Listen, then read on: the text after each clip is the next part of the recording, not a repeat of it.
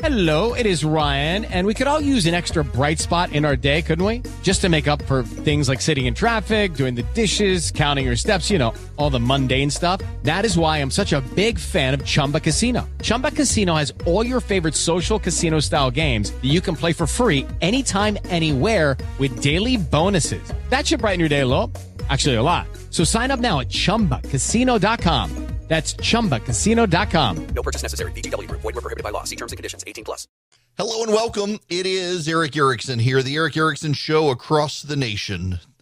I'm going to take a phone call here from Clay here in just a minute, and then I'm going to start talking. I gave basically the rest of the show today over to callers, and I got some stuff I do want to say and do want to talk about. At 3 p.m. Eastern Time, I will be on WSB Radio locally with callers in the metro Atlanta area, taking your phone calls then. So if you're in the area, you can call in 3 to 4 as well. I'll be there with you. Right now, though, 877-973-7425 is this phone number. And I want to go, before I move on to anything else, I want to go to Clay. Clay, thank you very much for being patient with me. Eric, how's it going? Good. Good. I got two questions. So you mentioned the penumbra. Can you kind of elaborate on that? You know, what other guarantees has that been used in other court cases? You know, maybe Oberfeld, Griswold. How do you see conservatism, you know, moving forward? Do you think, you know, they're going to leave that as a state issue, or do you think we're going to push for a federal ban? You know, is there going to be a real push on gay marriage, et cetera? You know, how does that, you know, work? No, I don't think so. That's such a great question. There's actually Alito in his final opinion, and by the way, this was not in the initial draft, but it was in the final opinion, says that this specific decision applies to abortion. It doesn't apply to those others. And, for example, let's take marriage in Obergefell, gay marriage.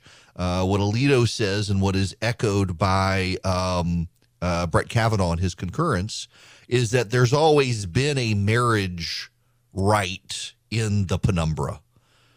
We know marriage wasn't in the Constitution, but it was a right that existed before the Constitution. It's not like George Washington and his wife had to remarry when the Constitution was founded. Their marriage was recognized, and marriage has evolved in our understanding over time at a legal level to be from a man and a woman to a same-sex couple, but that doesn't fundamentally change what marriage is, a union between two people. So that won't change. The left is throwing out the wild card of an interracial marriage. Well, Obergefell is premised on the Loving v. Virginia case, and the Loving v. Virginia case has been marriage was a pre-existing right. It used to not be widely recognized in this country that marriage was between people of different races, but it had been fairly universally accepted worldwide by the 1960s, except in this country. And so it was just a natural evolution of a pre-existing right. That's what makes the abortion right, quote unquote right, so unique, is that it's not a right in the history of this country, nor is it comparable to a right that has evolved over time in this country, unlike those other rights. Additionally, on the interracial marriage thing, you would have to get through Clarence Thomas, who is in an interracial marriage, to get that done. So what are in the penumbra then? Well, for example, there was well settled by the time of the country's founding a right to travel. You couldn't be impeded from your right to travel. A right to own property is a right that is not explicit in the Constitution, but we all know is there based on pattern and practice prior to the Constitution. You did not have to, after the founding of the country, rebuy your property. A right to marriage is there. Those things. A right to abortion was very unique because up until 1973 in this country, there never had been a right to an abortion in any state, and pretty much every state banned it. And every single state prohibited it at the adoption of the 14th Amendment, which is what was used to say there had always been a right. It's fundamentally different from all those other rights that are extrapolated from the Constitution. And essentially, to understand what was or was not a right, you've got to ask yourself, what was the situation in the country at the founding of the Constitution? Or at the adoption of the 14th Amendment? Well, were you impeded from traveling state to state? No. Well, therefore, you can conclude travel was a right. Were you prohibited from marriage? No. Therefore, you can conclude marriage was a right. Were you prohibited from an abortion? Yes. Therefore, you can conclude no one thought it was a right. So you got to think about it in that way. We're really not just getting into originalism with both this case and the Bruin case yesterday on guns. It's also you got to figure out what was the situation when the country was founded, to what was the law like, and how does the law evolve from there. So, for example, in the Bruin case, a lot of progressives came out yesterday and said, well, I guess we got to go back to muskets then because bullets weren't a thing back then. Well, no, we have evolved the Constitution on those issues. So, for example, radio and television did not exist when the First Amendment was written, but we apply the First Amendment to them. The evolution of communications in society, the Constitution does evolve in those ways to accommodate those things. It just does not evolve in ways to accommodate things that are not natural in the evolution of society. All right. Now, I've got to move on. Related, but moving on, because I've been wanting to say this.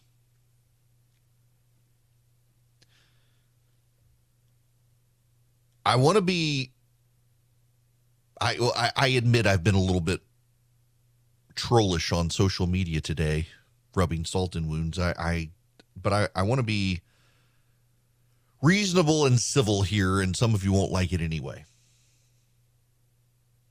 In the last 40 years, the conservative movement has been really open and transparent about what it was going to do. Roe versus Wade caused a backlash. And that backlash has been sustained for 40 years, and the conservative movement has now won. But it didn't win in a vacuum. It could not have won in a vacuum. It required conservatives as a whole to exercise power and votes at local and state levels to change legislatures, to change governors, to change presidencies, to change Congresses. For a very long time in this country, there was a bias towards the Democrats in the Electoral College. That bias has now shifted to the right. It's not a coincidence that you're only now hearing about how illegitimate the Senate is and how illegitimate the Electoral College is and how illegitimate the Supreme Court is now that they don't work to the Democrats' advantages.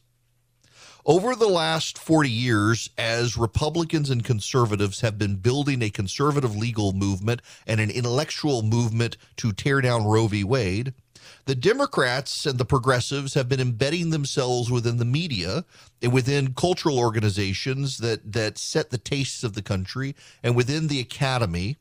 They've been talking to themselves, and as Republicans and conservatives have had to learn to talk in a way to get the broadest possible reach to build a coalition that could move the Senate and the Electoral College in their direction, the Democrats during the same period have become more and more insulated and more unable to talk to, relate to, or understand people who disagree with them. And it all came to a head today with Dobbs versus Jackson's Women's Health. For 40 years, conservatives have been taking over the Republican Party.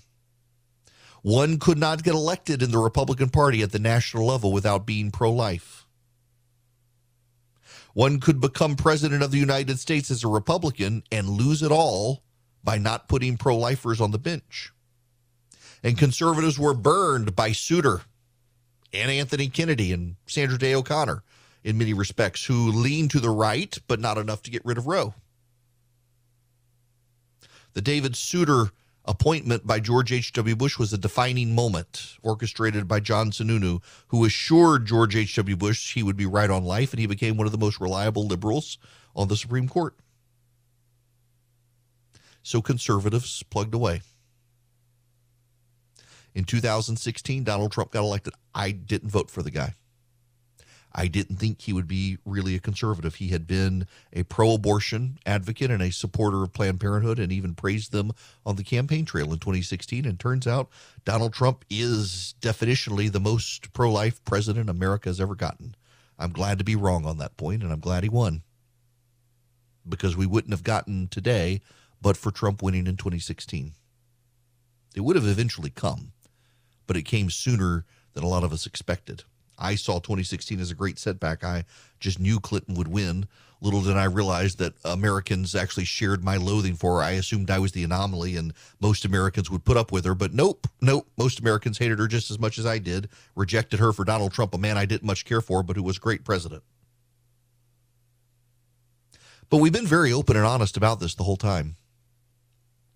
But along the way, as conservatives have had to broaden their arguments, to broaden their reach, to broaden their coalition, to expand their vote, Democrats have done the exact opposite.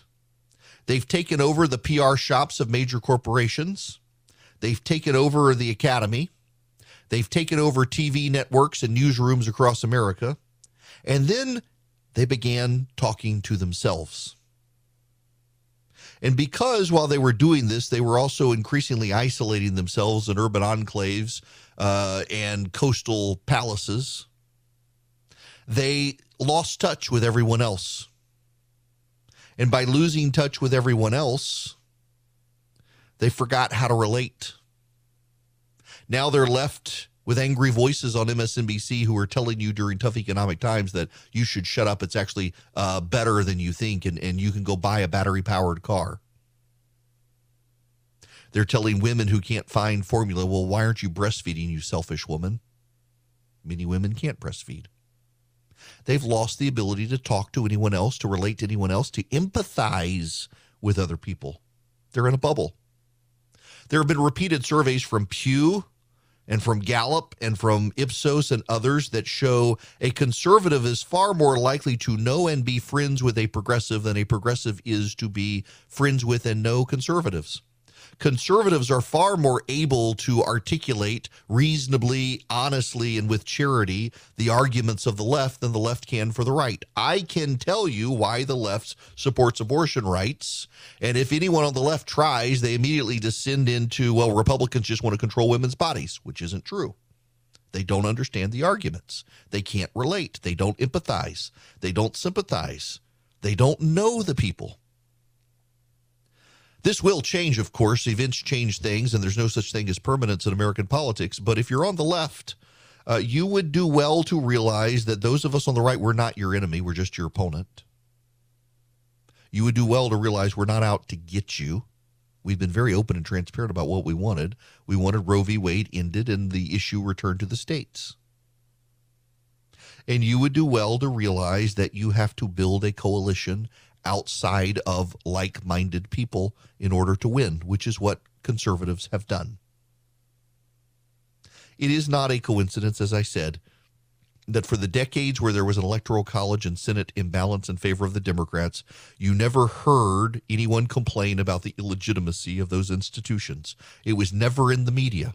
The moment both started working against the Democrats, suddenly it's nonstop belly aching about how the Senate needs to go and the Electoral College needs to go because they're impediments to democracy. You never heard belly aching about the Supreme Court until it was too late for them, and the Supreme Court was decidedly a conservative majority. They were perfectly fine with the Supreme Court. What's really going on here is that over time, Democrats embedded themselves in institutions of power in this country, and while the conservatives could make inroads and win elections, the left still had the court. And now, though, the institutions that are most permanent in this country are controlled by conservatives, the courts. And the Democrats know what's coming in the legislature. And they don't control most of the states in this country anymore. For the longest time, Democrats controlled almost everything. And so the reactions we're seeing, the violence we're seeing, the hysteria we're seeing, and the rage we're seeing has a lot to do with Democrats finally recognizing that after 40 years, they're out of power. And hell is coming for them in November because they botched the economy. And there's not a lot they can do to stop it. They can hope Roe v. Wade will help them stop it, but it won't. And so what we're seeing is a profound reaction to a group of people who have become so insulated and told themselves they were it, they were the majority, they were the future, the arc of history bent in their direction, are now realizing that in the real world, the arc of history bent against them. And the people turned against them. And the Democratic institutions and the Republican institutions all turned against them. And so they can control the academy, and they can control the airwaves, and they can control the editorial pages, and they can control the Fortune 500. But the people have moved on from them, and those they can't control. If they want to get back to power, they need to learn, again, the skills of empathizing and relating to people who don't share their views and find a way to build a coalition with people who aren't like them. If they get those skills quickly, they'll come back to power. If not, they're going to wander in the wilderness as Republicans did for a very long time. It took 40 years for Republicans to get back the House and the Senate. Not only have they gotten back the House and the Senate and won the presidency more in the last 40 years than the Democrats, they've now taken over the Supreme Court because they were patient and they learned to communicate with people who didn't necessarily agree with them, and they learned to show those people that they are not each other's enemies. Progressives, you could actually learn from us. There are a lot of options out there. If you're a self-starter and you want to invest on your own, it can be really confusing. I'm delighted to tell you about SoFi because that's who I use, and now I've got them as an advertiser. If you're a SoFi user, you get all sorts of options, great research. You get the ability to invest in stocks, EFTs, crypto, plan out your retirement. More importantly, you got people you can call on. I mean, for example, I can use SoFi to buy stocks and EFTs and do the deep dive research if I need to and get complimentary financial planners ready to help answer questions. You can too, whether you're stuck on where to start or need help deciding what to do next. You can even save for retirement with traditional Roth and SEP IRAs. They have so many options. If you're into crypto, they've got 30 available coins: Bitcoin, Ethereum, Cardano, Solana, Dogecoin, and so much more. But more importantly, they've got the #1 ranked automated investment tool, their robo-advisor. It takes the stress out of building and managing a diversified portfolio without having to pay a bunch of experts to do it. I really like SoFi. Y'all, I've tried, you name it, and I probably tried it, and I settled on SoFi and think you will like it as well. Cut through the jargon, make investing easier with SoFi. Visit SoFi.com/Eric to learn how you can win up to $1,000 in stock when you open an account. That's SoFi.com/Eric. Brokerage and active investing products offered through SoFi Securities LLC, member FINRA SIPC. Hi there. Welcome back. It is Eric Erickson here. The phone number, 877-973-7425. Happening right now. Sarah McCammon from NPR reporting sources in Louisiana, Kentucky, Texas, and Missouri say abortion clinics are all halting abortions immediately. In response to the Dobbs decision, Planned Parenthood has advised its facilities in Arkansas to stop performing abortions immediately. In those states, laws were on the books already that said if Roe v. Wade is ever overturned, abortions will be prohibited. Oklahoma was already shut down, as was Texas, because of lawsuits in those states. I suspect the next front we're going to see is corporations altering their insurance policies to cover the costs for employees to travel out of state to have abortions if they live in states where abortion is banned. But the reality for all of this is that it's not going to change a whole lot. In fact, it's very ghoulish, but very predictable that if they do that, you're going to start having this subcurrent of thought that you want a vacation, you want an all-expense-paid vacation, get pregnant, your company will pay for you to go somewhere to have an abortion, but you get a vacation along the way. You know that sort of thinking is going to creep up. There's a level of ghoulishness that has come out of the abortion movement in the past number of years, from being safe, legal, and rare to abortion on demand. It's been just not a good situation. It's not good, to the level of rage out there on the left. It's not healthy. As the president said, protest, but don't be violent. We got to shift gears. We got other news we've got to talk about. I'm still happy to take your phone calls, 877-973-7425. But also, when we come back, there's a ton of other news beyond this Supreme Court case, and I will be on WSB at 3 o'clock to keep talking about this. So I want to talk about other national news that's out there. There's so much of it, again, that's pretty dominant. This is overshadowing it. Ukraine, it looks like the Eastern Front is collapsing. I'm a longtime customer of Boll & Branch. I love their sheets. I sleep very comfortably, very coolly underneath them. I don't like to get hot when I sleep. They're very, very breathable. They're very, very soft, and they get softer with every wash as well. Boll & Branch sheets, they're not just buttery, breathably, and possibly comfortable and softer with every wash. You don't even have to worry about the thread count there because they use the best threads possible, and you can tell by the quality of the sheets. I highly recommend you get some. My wife and I, she heard the ads on other shows. She doesn't listen to my podcast, and she wanted them. And then we got some, and we've fallen in love with them. We've got them on a lot of the beds in our house. They use the highest quality threads on earth for superior softness and a better night's sleep. They're so luxurious. They're beloved by 3 American presidents, and they got over 10,000 reviews, all of which are fantastic reviews. And right now, you can get 15% off your first set of sheets when you use the promo code ERICK, E-R-I-C-K, at bollandbranch.com. That's Boll & Branch, B-O-L-L-A-N-D branch.com. The promo code is ERICK, E-R-I-C-K. Hi there. It is Eric Erickson here. Glad to have you with me. The phone number, 877-973-7425. Believe it or not, there's actually other news out there beyond this. Real quick, I need to tell you that things are not going well on the Eastern Front for the Ukrainians. They are beginning to retreat. The Russians are encircling them. The United States is promising more weapons, up to $1 billion more worth of weapons. Now, it's a loan program where they will have to pay us back the money for the weapons, buy them from us essentially in a payment plan. But we will be sending more there. The other issue is the Senate has passed the gun control bill, and it's going to head now to the United States House of Representatives. And in so doing, the House is expected to pass it. There's not much wiggle room for the House of Representatives on the matter because it's such a negotiated bill in the U.S. Senate. They can't really change a ton to it without disrupting the compromise in the United States Senate. Now, there is one other issue in passing that I need to talk about related to the Dobbs situation. And that is the violence.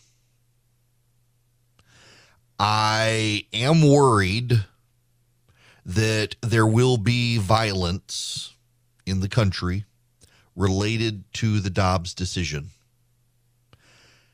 If you're willing to see a child as not a child and increasingly willing to see your opponent as your enemy, it's not a far step removed to then consider them evil and want to exterminate the evil.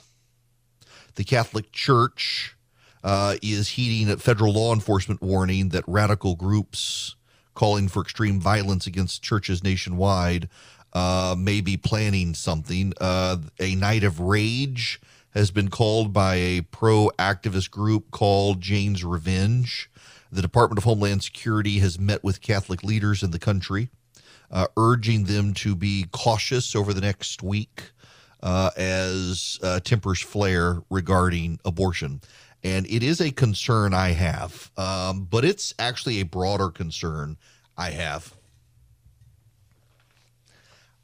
I am increasingly concerned with people on both sides of the aisle, and I have friends who do this too, who use the word evil to describe people they don't like. Evil is the absence of God. And if you are saying that someone you dislike for politics is evil, you're saying that person doesn't have God based on the political positions they take that you disagree with, which means you're dragging God into politics. And inevitably, when we do this, more often than not, what we're doing is we're taking our idols and declaring our idols to be the risen Lord. And our idols compete with our opponents' idols, and therefore our opponents are evil. Both sides do this. This is not something the left does to the right or the right does to the left. It's what the right and the left are doing to each other these days. And increasingly in politics, we're seeing people on the right do it to people on the right and people on the left do it to people on the left. If you're in a coalition of people who are all purportedly on the same side, but you've decided that someone isn't on your side because of this one thing, And that's not healthy for the discourse in this country. And in large part, we're there because we are increasingly online. It's far easier for you to declare someone you do not know but have interacted with on the internet to be evil than it is for you to declare someone evil who you've met face to face. And in our isolation, in our bubbles, in our tribalism, we're headed towards calamity in this country and violence because each side has decided the other is evil. Because we've decided people who agree with us on 80% of things, but not on the 20% that's most important to us, they must be evil for not agreeing with us or seeing things eye to eye. I have seen, for example, Tim Keller being attacked by a number of Christian conservative activists who are very online because he has suggested that there are people who can be Christians who could vote Democrat. I actually agree with him on that. I don't think you necessarily should, but I think it's possible. I know a lot of people who are committed Christians who believe Jesus is their Lord and Savior, who are sinners and vote Democrat because they see angry Republicans who they don't like and they don't agree with everything in the Democratic Party, but they're surrounded with people who are Democrats who seem kind, and they see a bunch of Republicans who look like braying biblical donkeys, and they want nothing to do with them. And the fact that I have friends on the right who can't fathom that suggests my friends who can't fathom that live in a bubble where they can't relate to people who don't see the world just like them. Yeah, I think the Democratic Party increasingly is the party of rich white Karens who are secular and godless. And I'm not a fan. But I've got some good friends of mine who are in the Democratic Party, and I know where their heart is for the Lord, and it pains them to see the direction of the Democratic Party, but they're not going to give up on the Democratic Party, just as I have friends in the Republican Party who it pains them to see the direction of the Republican Party, but they're not giving up on the Republican Party. And they don't consider their fellow tribesmen to be evil, but increasingly their fellow tribesmen see them as evil because they don't go along for the march. And that leads me back to the violence we're probably going to see. And I hate to say we're probably going to see violence because of the Dobbs decision, but we probably are, from a lot of people within the groupthink of the left who view this as some sort of existential crisis against them and their rights, when it's simply not. It is one Supreme Court decision, and it undoes one ruling from 50 years ago. And I do think that people should possess a level of self-awareness and self-reflection to wonder what it was about that case 50 years ago that inspired an entire legal movement to take shape. Because outside of Plessy versus Ferguson driving a civil rights movement that led to Brown versus Board of Education, I can't think of another Supreme Court case that inspired a movement to take form and shape and move. And perhaps they should wonder if they really are on the right side of history with Roe v. Wade, particularly in the structure of the Constitution. I'm worried about the violence. I'm increasingly worried about a group of people in this country on both sides who see their opponents as enemies and don't want to make time for or have friends with people on the other side of the aisle. I consider myself a more well-rounded person for having friends with whom I disagree politically. I do. I don't agree with them, but we don't talk politics. It forces us to find common ground on issues where we can see eye to eye. Now, there are some people I can tell you I've tried to be friends with and just can't. We don't think we don't see eye to eye. I've got friends on my own side. Well, I shouldn't say friends. I got people I know on my own side who I'm like that with. I just think every single thing's got to be a fight for them. And I don't want to spend my entire time feeling like I got to fight everything all the time. Life is too short. I want to be able to enjoy it. And some people only seem to be willing to enjoy it when they are poop posting on Twitter, trolling everyone and being angry all the time. And listen, I will do that on Twitter just to tweak people. I've done it today. But it's not my entire life and existence. There are those on the left who would like me to be defined by my lowest moments on social media or the things I say that they don't like. It's kind of funny. I noted earlier today that, we should be thanking Ruth Bader Ginsburg. Ruth Bader Ginsburg decided to stay until she could not stay, and she lasted so long. Donald Trump became president. She could not last through him, and she died in office. And had she not done that, Amy Coney Barrett would not have been appointed. We would not have gotten the Dobbs decision today but for Ruth Bader Ginsburg's sacrifice. We would not have gotten the decision today except for Harry Reid deciding to abolish the filibuster for Supreme Court justices, or for judges in general.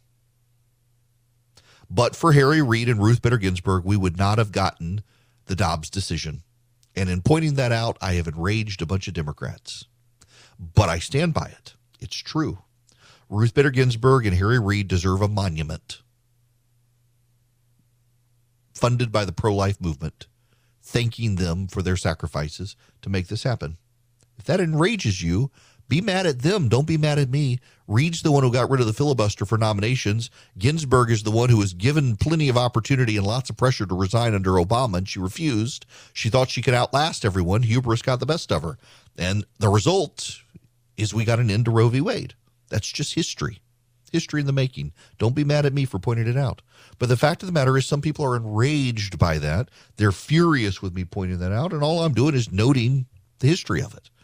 Maybe I'm tweaking them a little bit, but man, I mean, people have lost their sense of humor. Now, I understand people being very upset about this. I'm sure there are people in newsrooms across America crying about this decision, lamenting the decision. But at the end of the day, not a whole lot is going to change. At the end of the day, what's going to happen is you will have to make arguments at the state level. And at the end of the day, maybe those arguments will work. But you got to try. See first. Along the way, you will be well helped if you stop thinking everyone who disagrees with you is your enemy. Now, I want to shift gears a little bit here because we do need to talk about the state of politics in the country. I actually don't think that this issue is going to impact the election as much as some think it will. I really don't think it will. And what I find notable is Democrats are paying attention to Gavin Newsom. Democrats are not very happy that Gavin Newsom is popping up and appears to be taking on Joe Biden. Now, he says he's not, but they always say they're not going to. They always say, I'm not doing this. He's gone on the stage and he's attacked Democrats for not being aggressive enough to stand in favor of Roe v. Wade. And he's gotten some eyebrows raised by subtly criticizing Joe Biden after Joe Biden came and campaigned for him during the recall. The problem here is the Democrats, they've gone so far left, and this is the thing I don't think they understand. To get through a Democratic Party, you've got to run so far to the left, it's very hard to run back to the center. It's one of the things I actually think is commendable about Stacey Abrams, even though I think it does her in. Stacey Abrams, when she ran for governor in Georgia in 2018, said she wasn't going to be one of those people who ran to the left for the primary and ran to the center for the general. She was just going to stay on the left and try to explain to people why left-wing policies would benefit them. Now, it did her in. It's going to be worse for her this time, but at least she was honest about it. Both parties, ever since Richard Nixon, really, there's been this idea you got to run to the outer edges of your party and then run back to the center to get elected. Increasingly, we're having people say, this is who I am.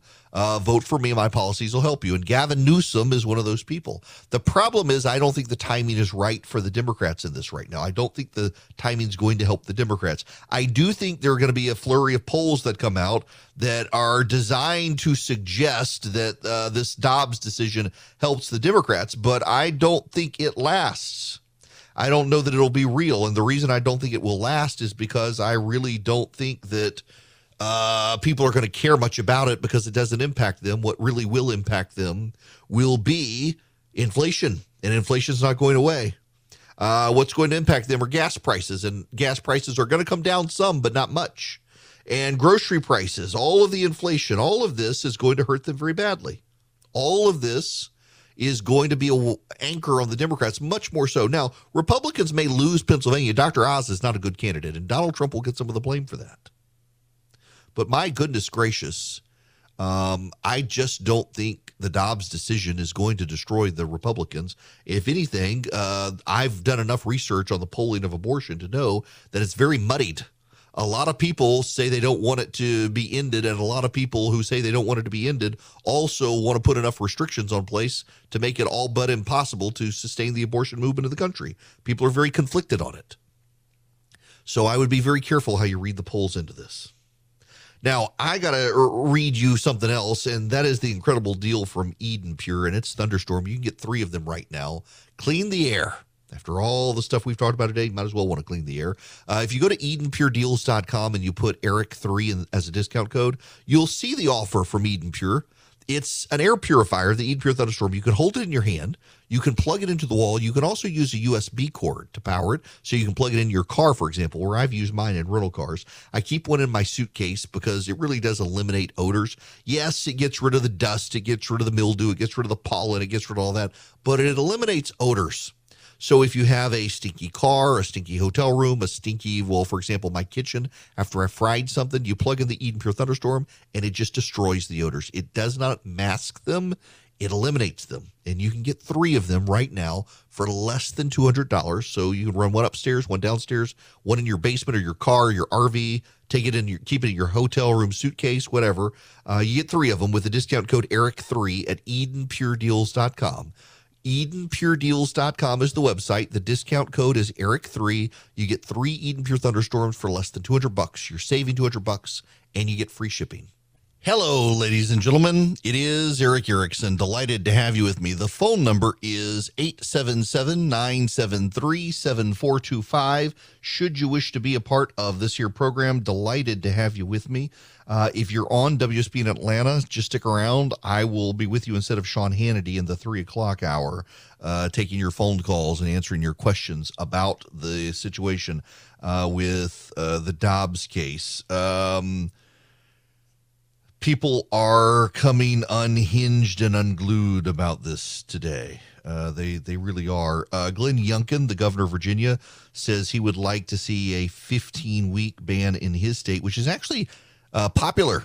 About 65% of Americans say that they are okay with a 15-week abortion ban. It's that seems to be the issue there. Now, a lot of people are focusing on Justice Thomas's concurrence, saying that the Supreme Court should reconsider contraception, same-sex marriage, and other cases, except the decision made very clear there aren't the votes in the Supreme Court to do this. And I don't think you're going to see the Supreme Court in the next decade or more ever take a case to undo gay marriage or contraception or anything like that.